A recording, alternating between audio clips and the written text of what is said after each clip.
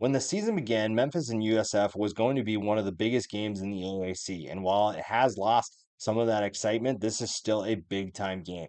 These are two teams that want to contend in the AAC.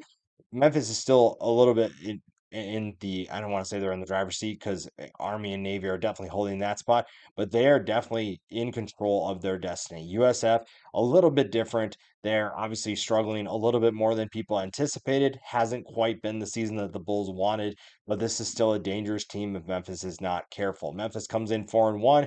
USF sits at 2-3. These are two teams that can put up points in a hurry, and it's just a matter of if they can do that or not. USF has been struggling to put points up on the scoreboard and has struggled to stop opposing offenses. So we'll see if they can handle what Memphis brings to the table. The questions I have for each of these teams, when you look at Memphis, can they handle the pace of USF's offense? When you look at USF, this is still a team that's very capable of being dangerous and explosive offensively.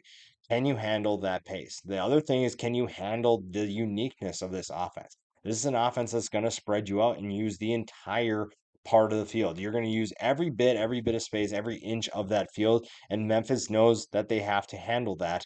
It's going to be difficult though. You have to understand that USF is trying to play a numbers game a lot of times, and they're trying to take advantage of what they view as the advantage in their favor. If they're got a speed option that they want to run, if they have if the advantage in speed at wide receiver or something like that, they are going to take advantage of that. And Byron Brown is still a very good quarterback despite his early struggles. For USF, is can the offense get off to a fast start? This year we've seen USF's offense struggle to get going, and we've seen that at times Byron Brown has to do too much, and that just can't keep going. You can't keep playing that way, and you can't expect your team to win football games if you're not getting off to a quick start. Memphis is a team that, while they do not spread you out nearly as much as USF, they can get off to a fast start, and that's something that USF just can't afford to do. They can't get off to a slow start and try to battle back. So far, they have not proven to be that team that can come back from a multi-score deficit, and it's just not going to be easy against Memphis. The matchup that's going to determine a lot is Memphis wide receivers against USF's defensive backs. So far, USF has struggled at times with really good wide receivers, and Memphis has a trio that's really exciting. Rock Taylor, Demir Blankumsey, and Kobe Drake are a really fun trio to watch so far this year, and USF's defensive backs are going to have their hands full if they want to keep this team in this game. Memphis is a 7 point favorite, and I have to go check of where that might have started. I want to say it started closer to 4, but I think that this is still very much an interesting line. I think that Memphis is obviously the favorite for a reason. When you look at what they've done so far this year, even with the Navy loss, this is still very much the better team. But that does not mean that USF can't compete in this game and can't win this game. The impact players for the Bulls, everything starts with Byron Brown. I don't think that's really a surprise.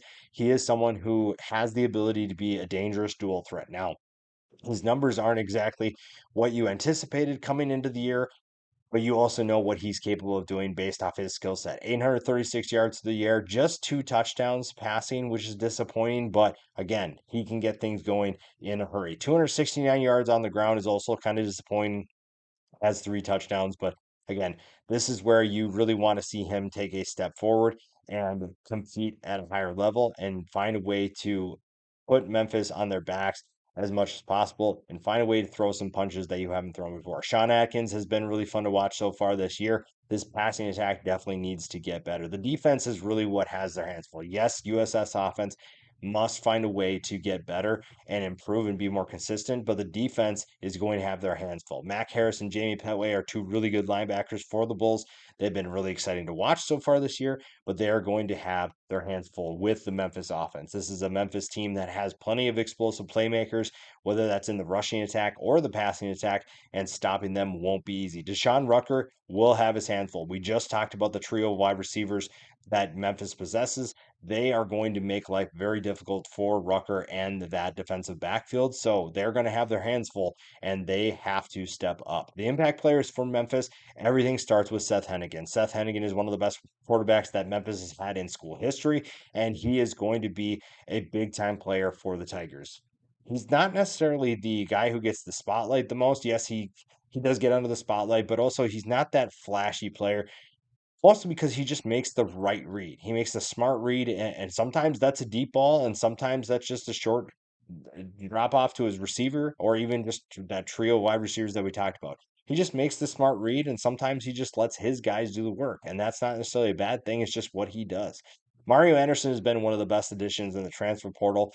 Coming in from South Carolina after a 700-yard season, he has been a phenomenal addition for this offense. This rushing attack has been so much better with him in it, and he's been really fun to watch in this offense to balance out what it has already been an impressive passing attack, and now the rushing attack feels like it's in a good place because he's there. Elijah Herring also was a good addition from the transfer portal from Tennessee, a very fun player, very explosive player. But everything starts with Chandler Martin defensively. Chandler Martin had a big year in 2023, and he's on pace to have an even better year in 2024. When you need a disruptive play, Chandler Martin has been the guy for Memphis. He has been someone that has been consistent, and when you're in the most clutch moments, he is someone that steps up in a big way. He's the leader of this defense, and while they do have their hands full, they feel pretty good about where they're at defensively because of Chandler Martin. This is a game that's going to be interesting to watch because Memphis is definitely the better team, and they are the more consistent team. Now, finding a way to win this game is going to be following the formula that you've pretty much played out so far this year, and you've also seen what USF can do. So if you're ready for that and you can find ways to be disruptive, which so far Memphis has done a really good job of that, as well as put up points and hurry and get off to a fast start, Memphis is in good hands. If USF finds a way to slow down this offense and confuses Memphis's defense, then they're in that upset bid. But right now, you feel better about where Memphis is at. If USF pulls off the upset, though, then we have a really interesting race in the AAC.